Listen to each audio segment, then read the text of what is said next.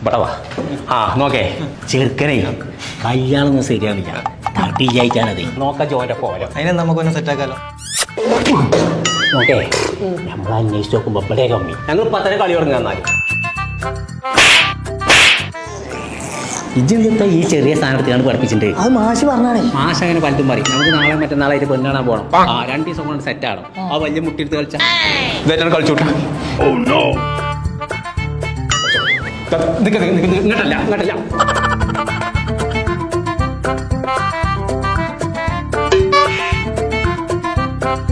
അതൊന്നും പോരാ, നല്ലോണം കനം കൂട്ടണം. കളിച്ചോ, കളിച്ചൂടെ? ഒന്നും നോക്കണ്ട.